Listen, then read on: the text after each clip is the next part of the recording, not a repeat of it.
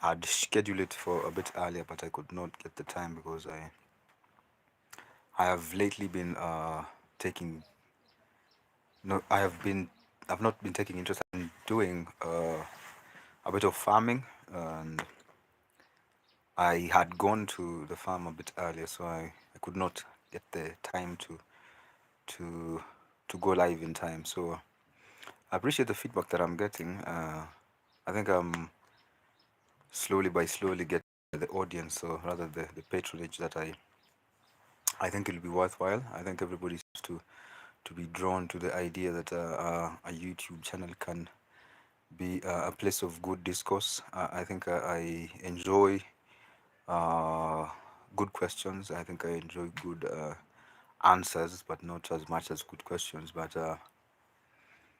I think that is what I've been up to. So I think my current activity has been in the farm and work, and so I haven't had the time to go live. I would also like to borrow from the last few lives that I've been on. I would like to incorporate this two traditions whereby I share my current activity as well as my current read. Because I think things that you read or your information diet actually informs the person that you're developing to become. So I would also like to have a community in which we are a congregation of people who enjoy reading and literature sharing, rather literature reviewing together. I think it's part and parcel of modern intellectual cycles to have their current reads shared among us their cycles, because I think it's important as well. It brings about the sharing of perspectives, because everybody has their way of how they consume information. So I would like to share my current read. I hope I can turn the camera so that you can actually see. This is my current read. So at the moment, I'm reading Jane Austen's Pride and Prejudice, and I've made a habit of choosing fiction and non-fiction. I think as a balanced diet, because I think sometimes there are times that you would like to get a good story. I think that's where the fiction comes in, and also you would also like to get something that informs what is reality, or that is what is real. So my other current read is Man's Search for Ultimate Meaning by Viktor Frankl. Uh, I'm not sure this is the original book. I think there is Man's Search for Meaning as a separate book, but this is a read that is I think it's an improved version. I think I'm really getting a lot from Viktor Frankl. I think I had not really taken keen interest in Viktor Frankl's existential analysis or logotherapy. I think I was initially swayed to Freudian psychology and Jungian psychology, but I think this is actually a very interesting pickup, because I actually thought he would talk about pure psychology, but it turns out that it's a more spiritual book, and not in the sense that of religion. I think religion and spirit and whatever is spiritual are two different things. I think it's a book that if you really want to find meaning or understand have what the meaning of life is about, I think you should actually pick it up and try and read it. So these are the two current reads. I think Jane Austen's Pride and Prejudice is a classical book. The story behind it, and it also has a bits of love and vanity and all those and freedom and pleasure and prejudice. I think she was a very deep thinker. I think how she philosophizes in fiction is quite interesting, and so I'd really want to know what are your current reads. I think it's a good culture, and also as a practice, I think I will be changing the format of this live, because I really want to make it as interactive as possible. I think just blatting out we're just talking without any sense of direction is boring. I think it's important that I also interact in the sense of a question and answer. So while I was thinking of this, while I was thinking of this topic, I think we are living in a generation whereby we have a difficulty in forming relationships, especially meaningful relationships or long-term relationships. I think we are all struggling with social intercourse because I think we are living in a different. There's a lot of change in dynamics because there's the whole institution. I think the whole institution of marriage is being defined or is being redefined differently. Gender roles have been contentious because I think things have shifted economically because women now are in the employment workforce and they are earning more than men. So there's a lot of shifts and change, and I think if you don't talk about relationships often enough, I think if we don't take the time to really, really critically think and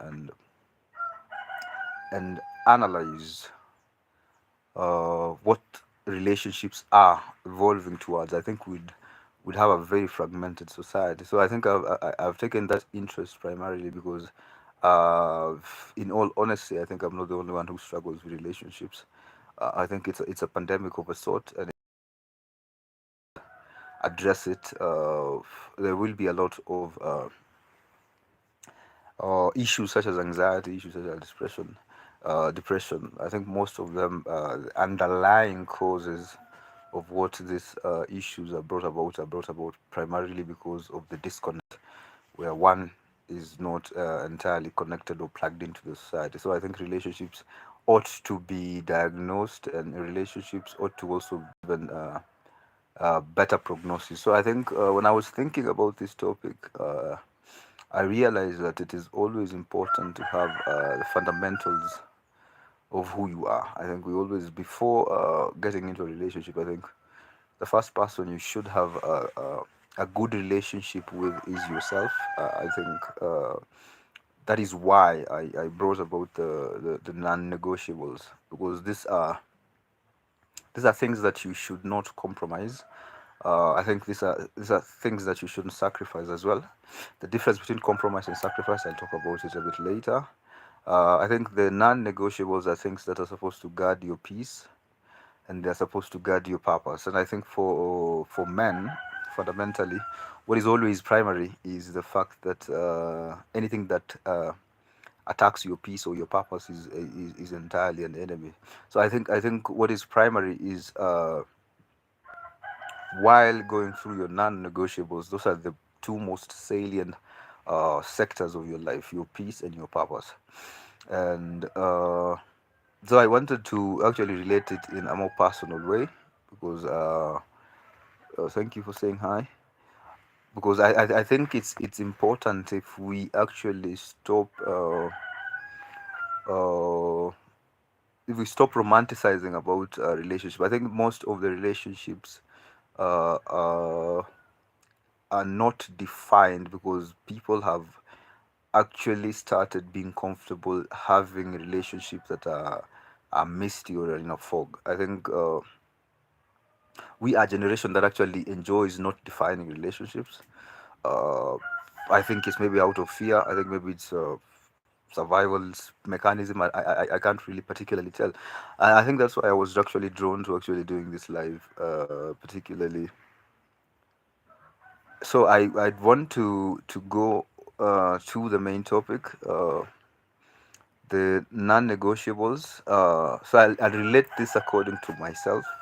I hope in the comment section you'll also be able to tell me if you can relate, or what are your non-negotiables. What do you think you can't compromise? What do you think you can? And I mean it in the sense that it's not the pedestrian, the civilian things such as infidelity, promiscuity. I think there are things that are more individual or idiosyncratic to the self. So the first question that I thought would be a leading question for this conversation is Thandi 238. I'm also a Kenyan, interestingly. I think it's good to meet a Kenyan online. So my first question that I came across that actually I wanted to use them as my guide or my pointers in this conversation is, What's one non-negotiable you hold in a relationship that surprises people, and why is it so important to you? What is one non-negotiable that you hold in? I think for me, something that I can't compromise or I can't negotiate around in a relationship is selfishness. I think most people find it as a very place it at a very lower level in their list. I think for me, if I find any sign or symptoms that a partner that I'm with is selfish, it's a non-negotiable. I think I don't know why, but I think uh, how I defined maturity is a mature person has to be selfless. You have to realize that at some point you have to be part of a society. You have to respond. You have to play your part in the society. So when you find an adult who's selfish, and it's not